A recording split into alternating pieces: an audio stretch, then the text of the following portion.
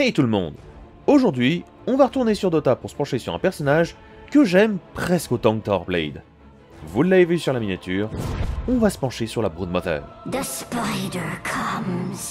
Ayant toujours aimé les grosses araignées, Aragog, Shelob, Ungoniant, Migalos, qui est une grosse merde en stratégique, quand j'ai vu la Broodmother, je me suis tout de suite dit, toi, je sens que je vais aimer jouer. On va commencer par son histoire, voir ensuite ses capacités, son rôle dans une partie, et enfin les meilleurs items qui pourraient lui convenir pour transformer ce personnage en véritable monstre de la destruction. L'histoire de la Broodmother n'est pas très dense, mais voilà ce qu'on nous apprend sur ce personnage. Pendant des siècles, Black Arachnia, la mère de couvée, se cachait dans les sombres tubes de lave sous la caldeira fumante du mont Pyroetos, élevant des millions d'araignées en toute sécurité avant de les envoyer chercher des proies dans le vaste monde d'en haut.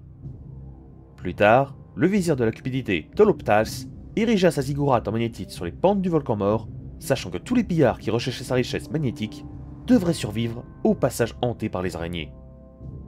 Après des millénaires de paix maternelle, Black Arachnia s'est retrouvé en proie à un flot constant de va-nu-pieds, de bourses coupées, de chevaliers audacieux et de jeunes nobles, tous délicieux, certes, et pourtant tendant à créer un environnement peu stimulant pour sa progéniture innocente. Lassée des intrusions, elle rendit visite à Toloptales, et lorsqu'il se montra peu disposé à discuter d'un compromis, elle enveloppa le vizir de soie et le mit de côté pour qu'il soit la pièce maîtresse d'une fête d'anniversaire spéciale. Malheureusement, l'absence du maître de la ziggourate magnétique n'a fait qu'enhardir une nouvelle génération d'intrus. Lorsqu'un de ses nouveau-nés fut foulé aux pieds par un aventurier maladroit, elle atteignit le bout de sa corde de soie.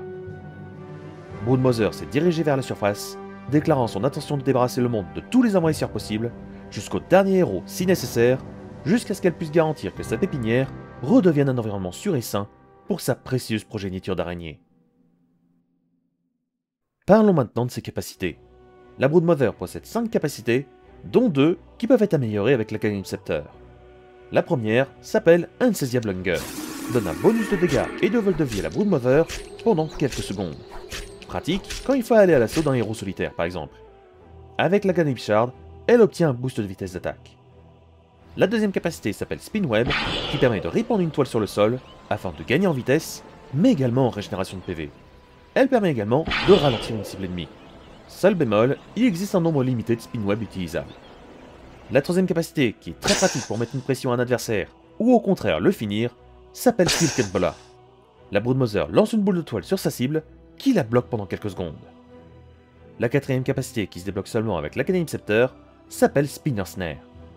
Cette capacité pose un piège invisible pour l'ennemi, qui a plusieurs effets.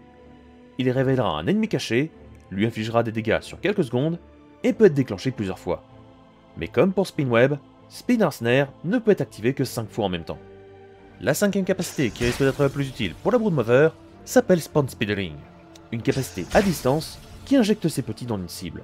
Et si la cible meurt, plusieurs unités nommées Speederling spawneront à l'endroit où la cible est morte. Les unités seront contrôlables par le joueur contrôlant la Broodmother, qui pourra créer de véritables armadas de petites araignées. Maintenant qu'on connaît ses capacités, voyons voir comment la jouer correctement. Car si vous voulez foncer dans le tas avec ce personnage, je vais pas vous mentir, votre team va vous haïr et vos adversaires vous adorer. La Broodmother est plutôt bien équilibrée pour des stats de base. Elles tournent toutes entre 18 et 19 points. Ce personnage est un très bon pusher, avec de très bons items dont on parlera juste après, et une bonne armée de minions de la Broodmother, elle pourra mettre une bonne pression sur une lane et même détruire tous les tours très rapidement. Bon par contre, faites quand même gaffe à votre vague de minions. Si un héros se retrouve en face, essayez plutôt de les faire se replier. Sinon, ils nourriront votre adversaire qui prendra un malin plaisir à tuer tous vos minions pour récupérer de l'XP, mais surtout pas mal de gold. Et justement, si vous êtes dans la merde, la Broodmother est un très bon perso pour prendre la fuite. Elle connaît la fameuse technique du courage fuyant. Si vous avez placé des toiles au sol, elle pourra prendre la fuite très rapidement, et même là où des personnages auront beaucoup plus de mal à passer, comme par exemple dans une forêt bien dense, ou même sur des pentes un peu trop volumineuses. Bref, la Broodmother est très douée pour mettre une bonne pression et disparaître en seulement quelques secondes. Et enfin, parlons de ses items. Comme d'habitude, je vais pas vous dire de jouer ça, ça et ça. Non. Vous avez complètement le droit de jouer autrement et de pas suivre ce que je dis à la lettre. En première place, des items les plus utilisés avec la Broodmother reste la Power Thread. un des must-have pour commencer une game. En deuxième place des items les plus utilisés, nous avons la Bloodthorn. Une très bonne arme pour booster la vitesse d'attaque, faire taire son adversaire pendant 5 secondes, bien assez pour lui casser le cul, et en même temps booster son intelligence. Une arme vraiment utile que j'utilise à chaque fois perso. En troisième place, nous avons la Soul Ring. Un objet très utile qui permet de sacrifier un peu de PV pour récupérer un peu de mana. Sachant que pas mal de capacités sont très demandantes en mana en début de game, cet objet est très utile je trouve. En quatrième place, on a une égalité, avec le Black King Bar et le Wraith Bang. Le Black King Bar qui offre une bonne résistance magique à activer pendant une courte durée, et le Wraith Bang qui est un objet qui booste un peu les stats au début, et qui, après 25 minutes, double son effet et devient vraiment beaucoup plus intéressant.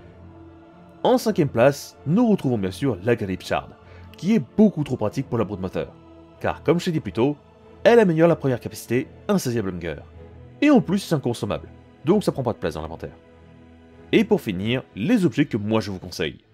La Manta Style, qui donne un très bon boost d'agilité, un peu en force et en intelligence, un boost de vitesse de déplacement, mais aussi en vitesse d'attaque, mais surtout, et comme si c'était pas déjà assez pété, le moyen de créer 2 doubles de 20 secondes du perso qu'on utilise.